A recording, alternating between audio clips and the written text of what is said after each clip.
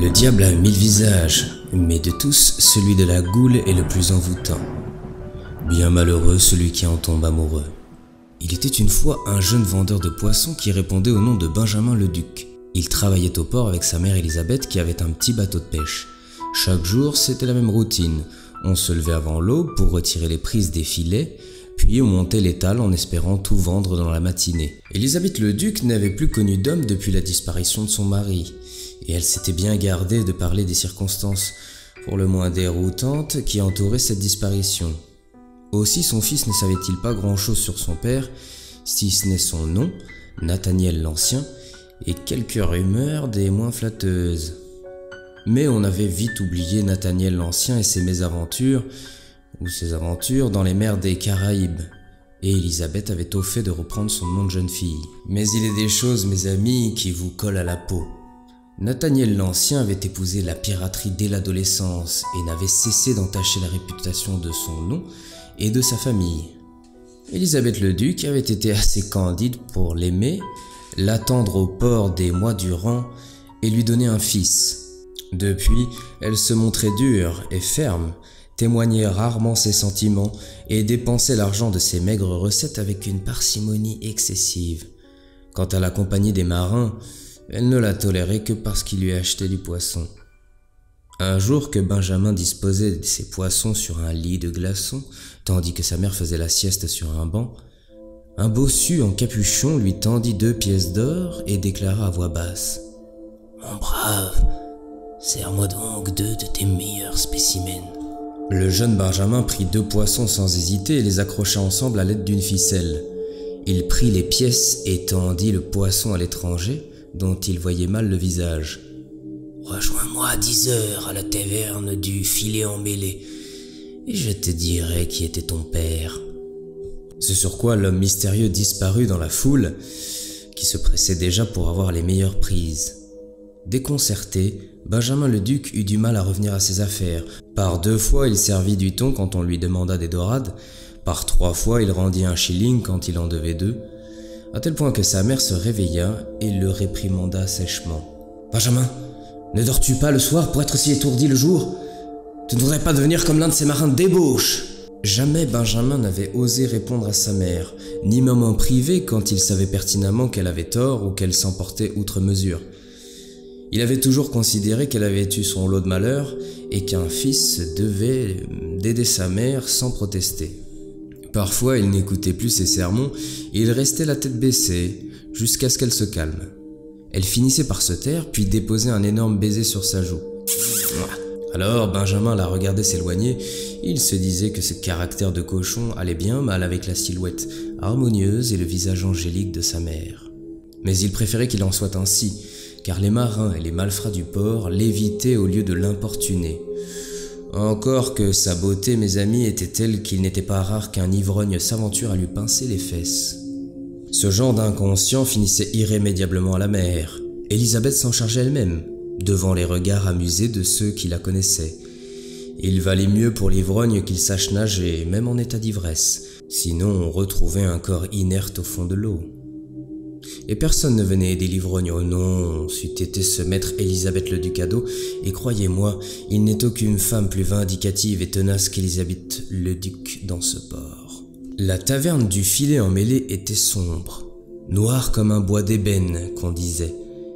Des chandelles éclairaient à peine le comptoir et les tables alentour. Un orchestre jouait chaque soir sans qu'on pût bien entendre la mélodie tant il y avait de bruit. Ça riait à gorge déployée. On entendait les disputes éclater pour mourir aussitôt dans l'obscurité. Il y avait des marins essentiellement, et des prostituées et des enfants qui se frayaient un chemin pour servir les chopes pleines et reprendre les vides. Benjamin hésitait à entrer. À travers le carreau, on ne voyait qu'une masse homogène entourée d'obscurité. Drôle d'endroit pour discuter. Qui plus est avec un homme qui parle à voix basse, dont il n'avait pas vu le visage et qui dégageait une odeur de soufre. Mais la curiosité était bien trop forte. Il entra et marcha dans la salle espérant identifier la silhouette du bossu. « Si tu ne consommes pas, dit une voix derrière lui, tu dégages, petit. » Benjamin se retourna et vit un enfant qui lui indiquait la porte de sortie. petit ?» dit Benjamin amusé. « Tiens, voilà une pièce pour ta bière. » L'enfant le servit en bière et repartit aussitôt. La bière avait une odeur de paix. Benjamin en but une gorgée, grimaça et abandonna sa chope sur le bord d'une table. Puis il se faufila à travers les tables. « Quel idiot, pensa-t-il. Rien ni personne ne m'attend en ces lieux. » Il allait repartir quand il vit l'inconnu dans un recoin de la salle. Il tirait sur sa pipe et la lumière éclairait un peu son visage lacéré. Le jeune Benjamin s'installa en face de l'homme et attendit qu'il daigne lui parler. L'homme avait les yeux fermés. Il semblait méditer. « Tu es le fils de Nathaniel des morts, dit-il enfin. Mais maintenant qu'il est mort, son équipage te revient et sa mission t'incombe. » Benjamin écoutait les coudes posés sur le rebord de la table, les sourcils froncés et l'oreille tendue. Malgré le bruit ambiant, il avait bien entendu. L'homme ouvrit alors un œil et Benjamin eut un mouvement de rejet. Sa pupille était difforme, comme une tache d'encre qui se serait étalée. Quant au blanc de son œil, il avait pris une couleur verdâtre assez rebutante. « Suis-moi, dit-il enfin. » Benjamin le suivit à travers les docks. Tout était humide, sale, malodorant. Ça sentait le poisson pourri, l'urine et les effluves des industries avoisinantes. Mais Benjamin n'y prêta pas attention, tout absorbé qu'il était par le bateau que l'inconnu montrait du doigt au loin. Le bateau était noir de la poupe à la proue.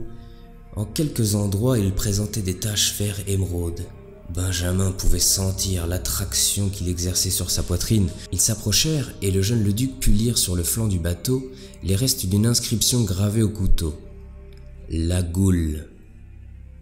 Le jeune vendeur de poissons admirait le grand mât, les voiles et la coque quand il sentit une bourrasque derrière lui. Il se retourna et constata que l'homme n'était plus là. Il alla le long des quais à sa recherche, mais il ne trouva qu'un groupe de marins assis sur des tonneaux. Ils jouaient aux cartes tout en se disputant. L'un d'eux, resté à l'écart de la partie, le vit et s'écria « Hé toi, viens par ici !»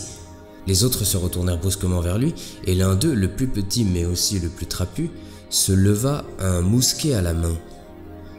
Benjamin recula lentement, puis se mit à courir dans l'autre direction. Il courait vite, mais on ne sème pas aisément des pirates aguerris, aussi saouls soient-ils. Un coup de feu retentit et la balle passa tout près de sa tête.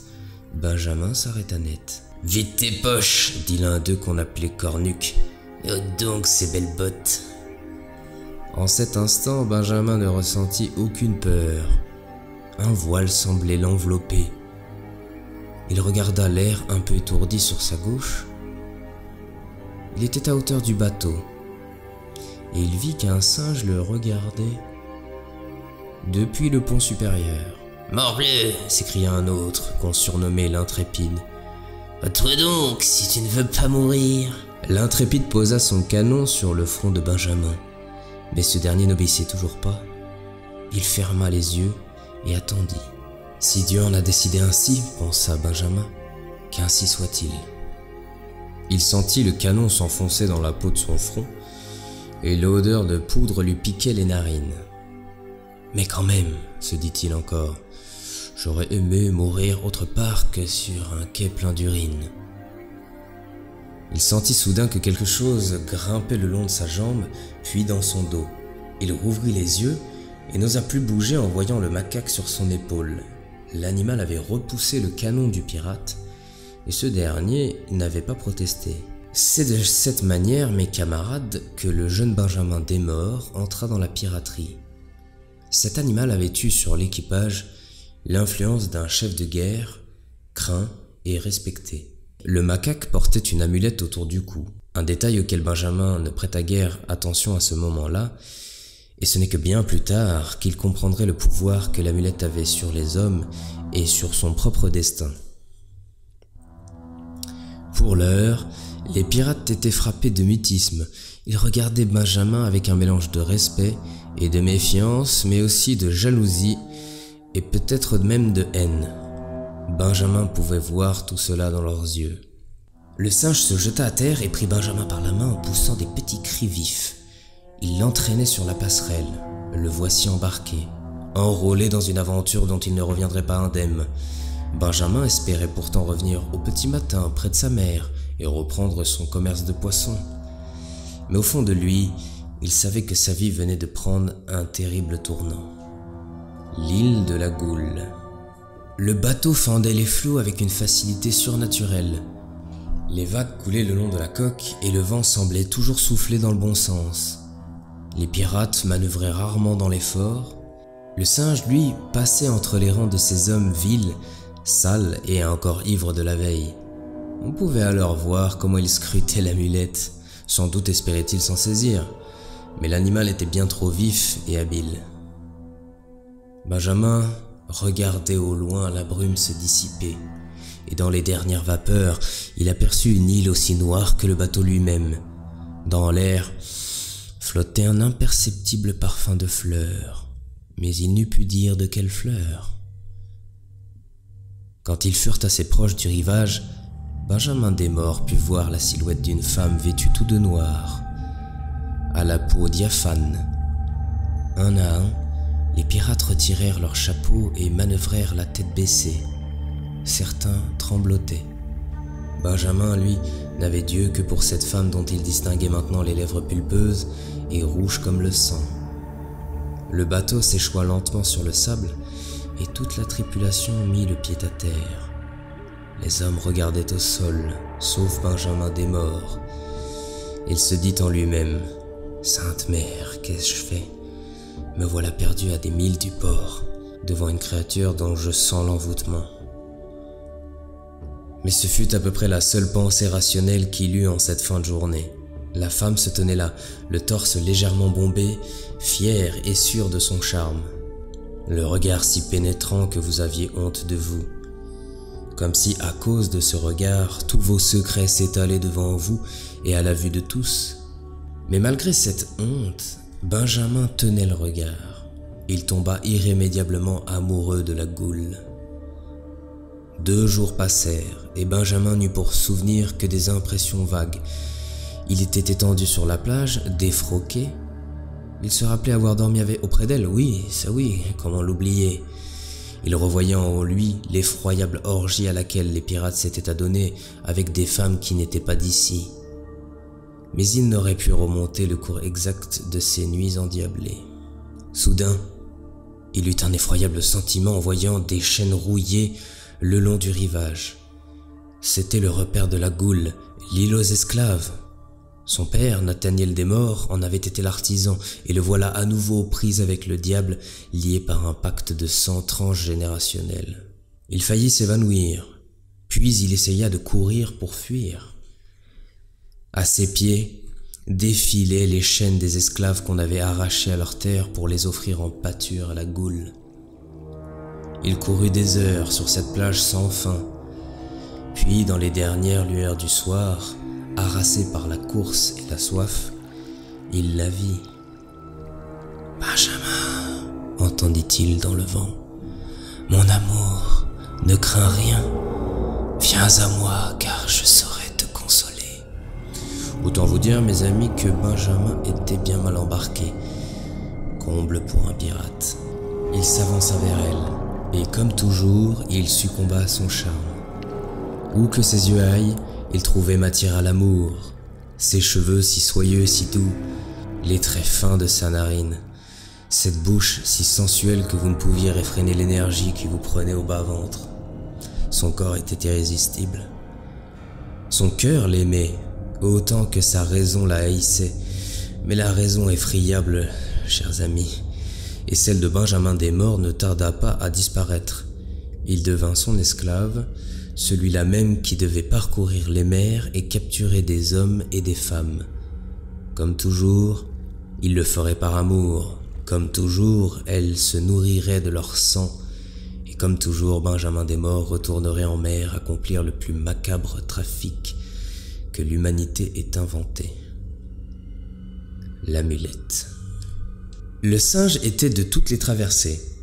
À chaque mission, il se laissait un peu plus approcher, et Benjamin Desmorts savait que bientôt l'amulette serait à lui. Quelques centaines d'esclaves de plus, et il aurait son dû.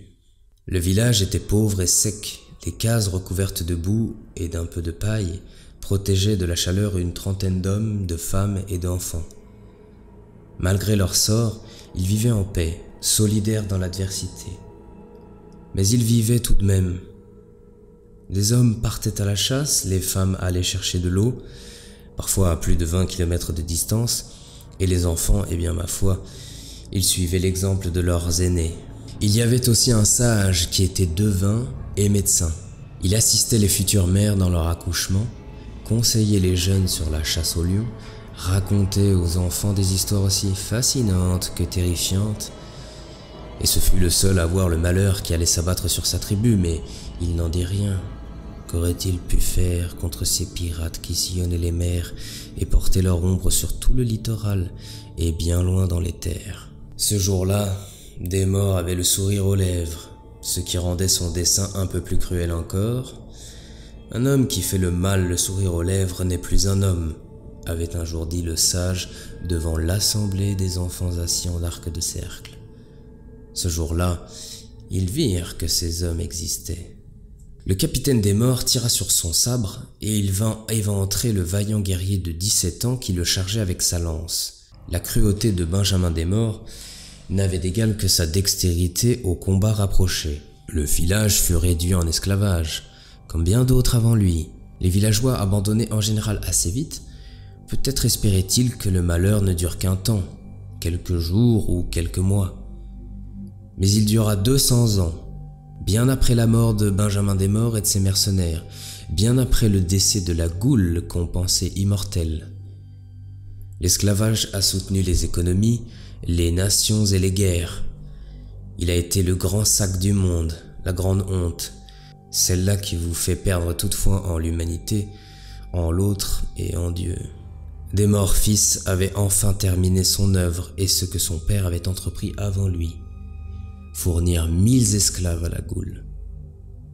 Au fond de ses cales, il entendait toujours la même complainte, puis les mêmes chants de désespoir, et enfin le silence de la résignation et de la maladie. D'abord le mal de mer, puis les premiers morts, parmi les enfants et les vieillards. La chaleur, la soif, la faim. Pour fournir 1000 esclaves à la goule, il fallait repartir en mer, hanter les littoraux, dévaster l'arrière-pays, encore et toujours, saccager, soumettre, enlever, et ramener au compte-gouttes quelques chairs humaines sèches et abîmées par des traversées interminables. Si l'esclave était trop abîmé, la goule pouvait le renvoyer.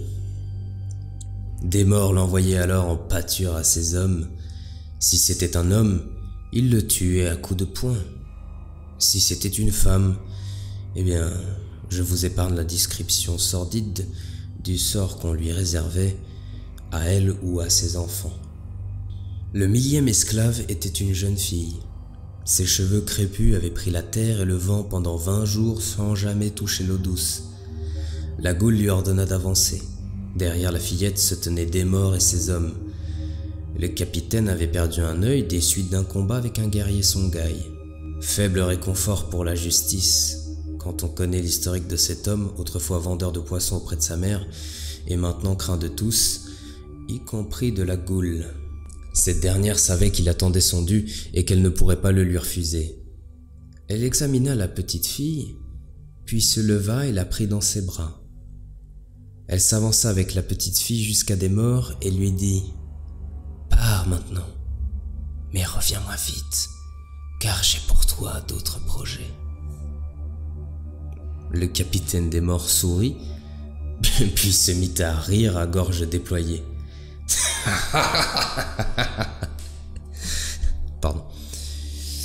Ses dents, autrefois alignées et blanches, se mélangeaient aux gencives pour former un tout vert et jaune écœurant. Quand il eut fini de rire, devant le regard sévère et pénétrant de la goule, il dit ces mots. « Je ne reviendrai pas, ma chère et tendre. Ce que j'ai accompli a tué l'amour que je te portais et que je croyais éternel. Je pars pour ne plus revenir, et de tous les esclaves qui sont passés à ton chevet, Je suis le seul rescapé. Adieu ma femme. » S'il avait continué à la servir durant tant d'années, ce n'était que pour obtenir l'amulette et assouvir les vils élans de son âme de pirate. Dans sa tête résonnait la voix de la goule, mais ces mots doux n'avaient plus aucun effet. Sans s'en rendre compte, pourtant, car il ne l'écoutait plus, elle lui jeta un sort.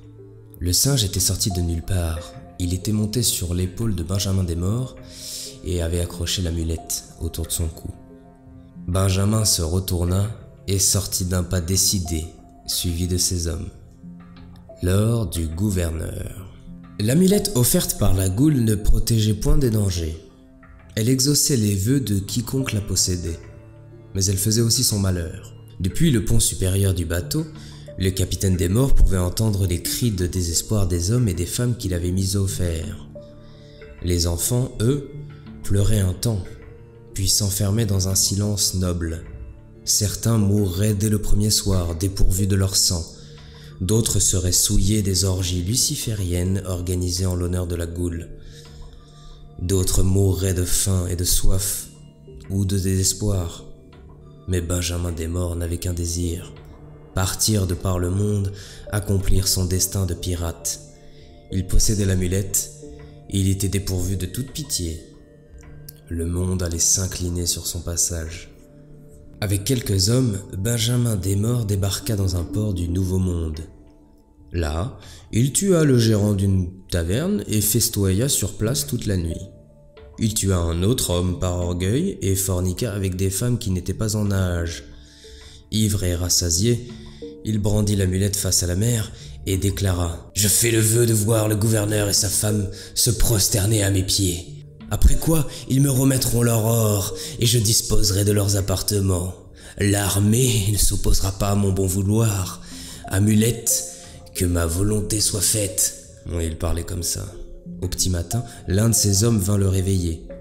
Il avait dormi sur le port, allongé sur des cordages. « grogna-t-il. Que veux-tu, vil marin? Le gouverneur et sa femme t'attendent devant l'hôtel de ville. » Le capitaine Desmorts ouvrit les yeux en grand, puis se mit debout, d'un coup. « Emmène-moi, camarade. Nous voilà riches et tout-puissants. » Il suivit le pirate à travers les rues et arriva enfin sur la grande place. Les badauds curieux s'étaient rassemblés, mais ils baissèrent d'un ton en voyant Desmorts. Sa réputation le précédait. Au milieu de la place se tenait le gouverneur à genoux et sa femme à côté, la tête baissée. On ne voyait pas son visage. Desmorts remit un peu sa chemisette dans son froc et marcha le torse bombé vers eux. Il prit le couteau de l'un des pirates qu'il croisa en chemin et, sans plus de cérémonie, égorgea le gouverneur devant l'assemblée populaire. Le gouverneur n'était pas aimé de ses concitoyens, mais il valait mieux que Benjamin Desmorts. Aussi pouvait-on sentir le désarroi de la foule.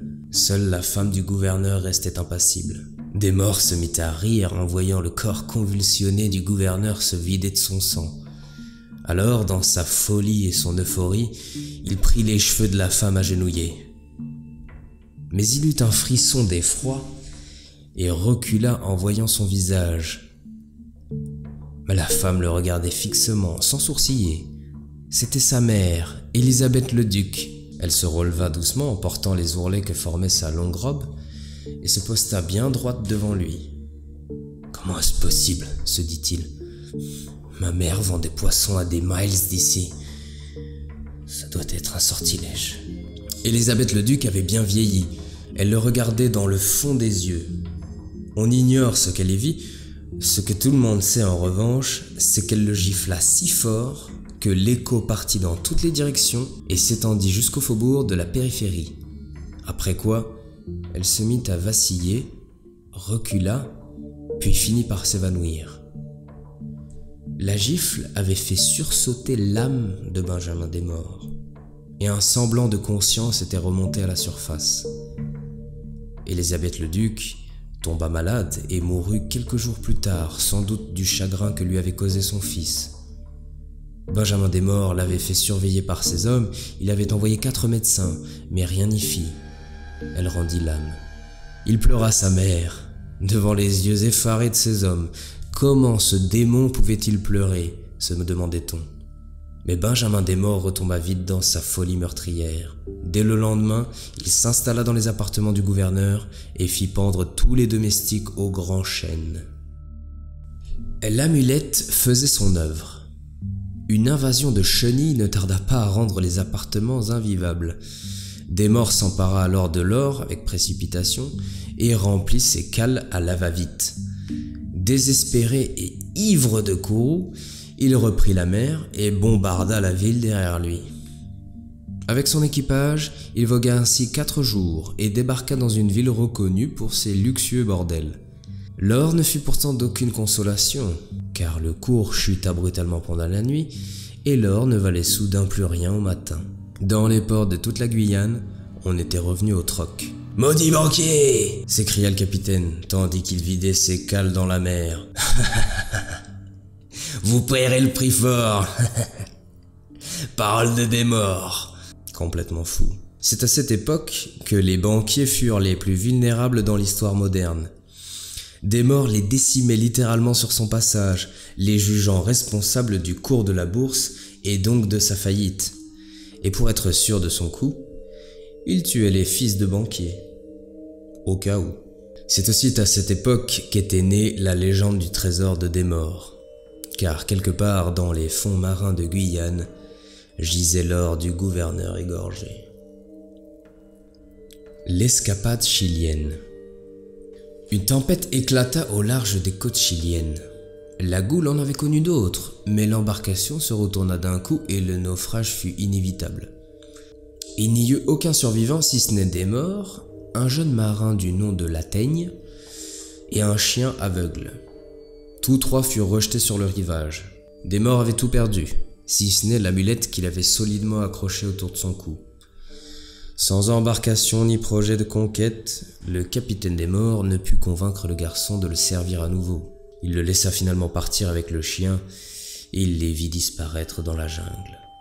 Il resta seul, se mit en quête de bois pour construire sa cabane et laissa l'amulette au fond d'un petit coffre qu'il fabriqua lui-même. Sa solitude fut pour lui une épreuve.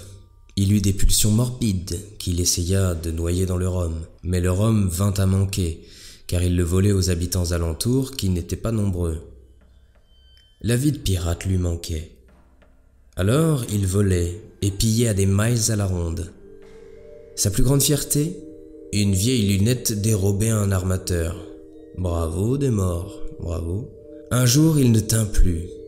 Il se saisit de l'amulette et cria en direction des flots impétueux. « Je fais le vœu d'être capitaine à nouveau. Que vienne à moi un bateau indestructible et l'équipage de la pire espèce. Je ferai régner la terreur en ces mers et même le royaume d'Angleterre ne pourra rien contre moi. » Le vent cessa de souffler et de grandes bulles remontèrent à la surface de la mer. Puis l'épave rejaillit des flots, la coque et les mâts intacts, les voiles repliées. Une chaloupe se détacha du gros bateau. Benjamin Desmaures courut chercher sa lunette, il regarda avec au loin, puis la laissa tomber au sol. À bord de la petite barque, 6 marins en haillons, leur peau verdâtre se détachait en quelques endroits, laissant voir les os du crâne et du torse, quand ils n'étaient pas recouverts de coquillages. Pris d'horreur, Desmaures prit ses jambes à son cou. Il fut à travers la jungle et finit par les semer à la faveur de la nuit. Il se retrouva seul, désespérément seul. Un dernier vœu. Benjamin Desmaures n'avait pas toujours été ce vil pirate, rappelez-vous. Il avait été un jeune homme obéissant et dévoué, qui aidait sa mère à écouler quelques poissons pêchés au matin. La solitude avait eu sur lui 2 vertus, l'éloigner de la perfidie des autres hommes et l'éloigner du rhum. Aussi son esprit s'était-il éclairci et il lui était apparu qu'il payait un lourd tribut pour tous ses péchés. Alors, dans la jungle humide et hostile, la peau boursouflée de piqûres d'insectes, il fit un dernier vœu. Moi, Benjamin Desmaures, je fais le vœu de voir mourir la Goule. Et après avoir erré et voyagé des années durant, il revint enfin au port qu'il avait vu naître. Là, il vit non sans émotion une mère réprimander son fils, tandis qu'il essayait de vendre ses poissons. Il fut pris d'une telle nostalgie qu'il pleura tout le jour assis face à la mer. 7 ans plus tard, Benjamin Desmorts était redevenu un citoyen ordinaire. Son lourd passé paraissait loin désormais. Tout au plus volait-il quelques fruits au marché et se bagarrait-il certains soirs devant le filet emmêlé, la taverne. Sa situation financière s'était enfin stabilisée et il s'apprêtait à prendre pour épouse une jeune fille respectable dont il était éperdument amoureux. Elle s'appelait Judith et son teint était d'une blancheur resplendissante, tout juste empourpré au niveau des joues. Des dizaines d'hommes avaient voulu tout quitter pour elle et autant l'avaient demandé en mariage, et beaucoup étaient repartis de chez elle le cœur brisé. Mais elle avait choisi Benjamin Desmorts et leur amour était réciproque. Depuis le temps, je vous rassure, Benjamin Desmorts s'était fait refaire les dents. Ils emménagèrent ensemble dans une masure de banlieue. Les murs étaient marqués par l'humidité et les poutres du plafond n'inspiraient guère confiance, mais Desmorts restaura toute la maison. Il consolida les fondations, restaura les fenêtres, enleva la rouille et la moisissure, et 6 mois après avoir emménagé, Judith tomba enceinte. Desmorts allait être père, comme son père avant lui. Mais il ne craignait point d'enfanter un pirate. Oh non, il était plein d'optimisme et assumait son nouveau rôle avec abnégation. Malgré le poids de ses obligations, il ne s'était jamais senti aussi léger et serein. On peut affirmer que Benjamin Desmorts avait atteint une forme de paix intérieure et qu'il était somme toute heureux de son sort. Mais Judith tomba malade. Les médecins qui passèrent à son chevet repartirent sans la moindre idée du mal qui la consumait.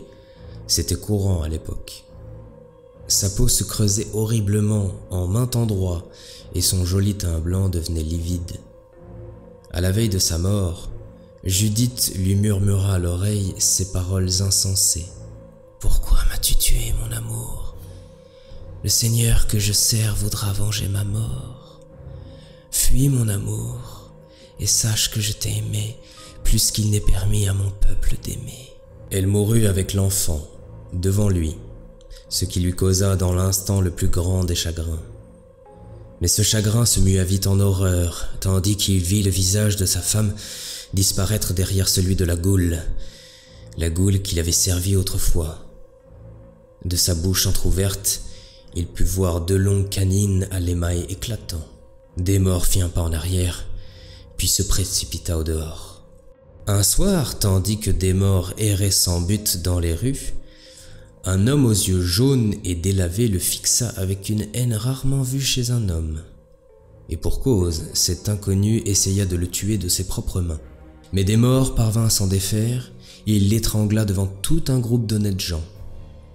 Avant de mourir, l'homme eut un fou rire, et dans sa folie, tandis que Desmorts pressait son cou de toutes ses forces, il déclara dans un dernier effort. « D'entre deux trouveront, Desmorts, tu connaîtras jamais la paix. 1000 esclaves revenus d'entre les morts sillonnent le monde à ta recherche. » Desmorts sentit son sang abandonner ses veines.